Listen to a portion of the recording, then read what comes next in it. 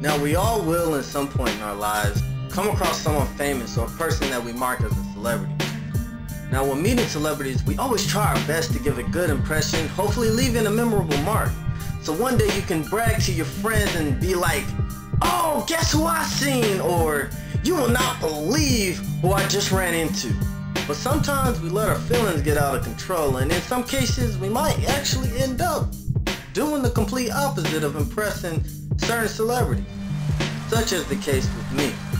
So what I'm about to tell you is a situation dealing with me and my attempts of trying to impress someone famous. This is my story. I'm out for presidents to represent me. I'm out for presidents to represent me. I'm out for presidents to represent me. I'm out for every presidents to represent me. One day I was playing video games, minding my own business, when suddenly I received a call. I'm like, "Hello?" On the other end, it was my homeboy, who they must have been on some type of drug because his hype level was through the roof. Like an Xbox fanboy when he hears about another Halo, or Sony fans hearing about God of War. He's like, "Oh my God, it's going down, son. Oh, it's so on in this bitch. We getting it in. We rolling like a boss." And I'm like, "What are you talking about?" And he said, "I want tickets to see Jay-Z in Hollywood. It's the takeover. We doing it big." And I'm like, "Really? The Jay-Z? Jigga my nigga, Jay-Z." And he's all like, "Yes, Mr. Hova, big pimpin', spinning cheese. It's the Rock in the building. Jigga my nigga, Jay-Z. Hard Knock Life, what? It's going down, son. It's going down." And I'm like, "Yo, and I'm going?" And he's like, "What the fuck you think I called you for? Of course you're going. We getting it in." Now, he gets off the phone, and I thought to myself, how lucky am I to be going to this concert and odds of that happening, you know? And the more I thought about it, the more excited I became. I'm going to a Jay-Z concert. Now, at this point in time, Jay-Z was on the verge of releasing the Black Album. His new documentary movie, Fade to Black, was about to be released. He just recently stated that he was retiring from the game. Everybody was crying. Plus, there were rumors of him and Beyonce hooking up, especially since the recent collaboration that was killing all the charts, Crazy in Love, was out. The concert was super top secret. We couldn't even find the location until the day of the concert. We were told not to bring cameras, no phones, and I'm like, are we going to Area 51? I mean, seriously, who keeps a concert that top secret, you know? So the day of the event, we drive to the location, and there's a big crowd outside getting in the club with security checking IDs. We get in, and the first thing I noticed was women. Lots and lots of women. Every species of woman was in that club, from tall ones to short ones to thick ones and the thin. Nothing but scrumptious, delicious, wonderful.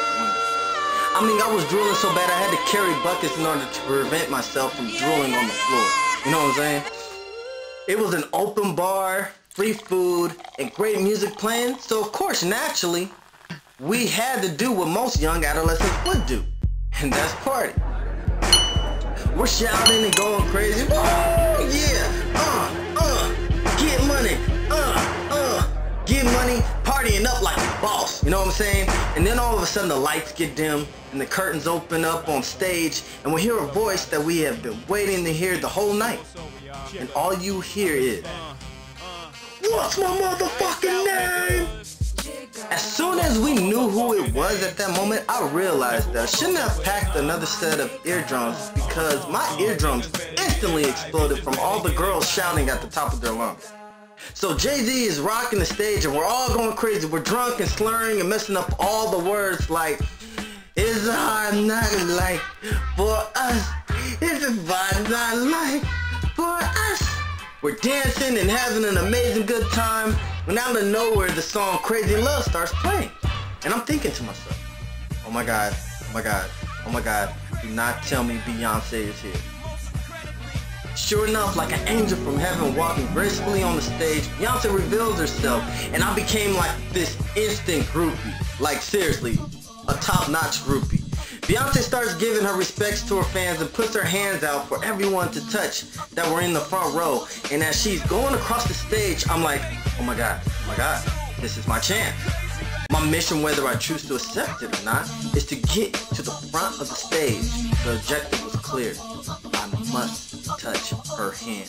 So I bolt like lightning. I mean, I ran so fast, I made the Flash look like he came out of a retirement home. I'm jumping over people, stiff-arming females out the way. I look like a young Bo Jackson, if you feel what I'm saying. You know what I'm saying?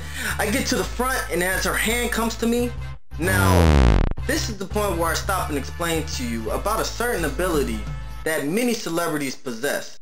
It's called the dumb fuck ability, where the brain minus you equals complete mental retardedness. Now this happens normally when a celebrity of such magnitude overwhelms the person, disconnecting the brain from the body, causing confusion between the two, where your brain says one thing but your body does another.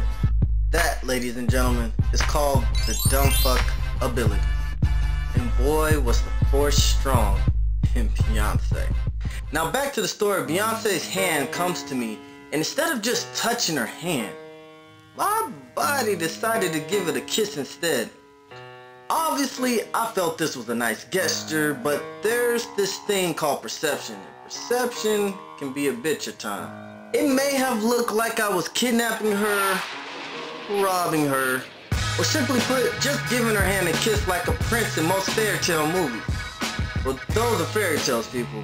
And this was the real world. And apparently, I have freaked out Beyonce. Instantly, security comes out like, okay, who did it? And instantly, I was like the black sheep, as though all fingers was pointing at me. Even my homeboy ratted me out. I'm like, you too, Brutus? You know what I'm saying? Security grabbed me and takes me backstage, and I'm like, oh, shit. All of a sudden, a guy comes through the door. I'm guessing it's Jay-Z's homeboy or someone else. I don't even know who the hell he was. So we'll just call him Jay-Z's bitch. How about that? Yeah. Jay-Z's bitch was fussing at me and raging on like, yo son, how can you disrespect my mans like that? How you gonna diss Jay-Z like that? And I was confused because I thought I was in trouble for the incident with Beyonce, you know, not Jay-Z. So I'm thinking to myself like, what the hell did I do to Jay-Z to have this man so mad? Then he goes on like, you know the situation between Jay and Beyonce? How you gonna do that, son? What the fuck is your problem? And then it hit me. Oh, okay. I'm disrespecting Jay-Z by messing with his girl. Jay-Z's girl is Beyonce. Right. I get it now. I'm fucked. So he was trying to find a way to solve the situation, but in his eyes, there was fire. And in that fire, they demanded blood.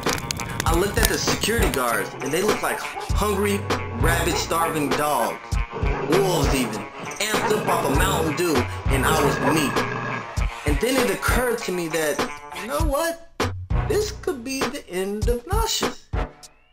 So instantly Jay-Z comes through, and like everybody shuts up, stiffens up, and it's like all quiet, and there's this quietness that's about us, and we're just thinking to ourselves, you know? And you know, I was just like, you know what? Fuck this, fuck you, Jay-Z. Beyonce is my bitch. You know what? I'm taking over this shit. You ain't nothing, you know what I'm saying? You know, of course this was fake mentality, or, you know, this is what was going on in my head at that moment in time.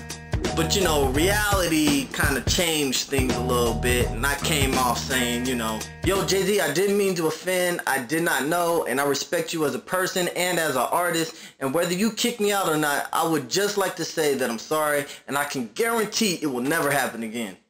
And then there was total silence again. And I was confused, and all of a sudden Jay-Z says, let him go, kid, have fun. And I'm like, wait, that's it? No sacrifice to the gods? Or injured legs? Or bruised ribs? Really?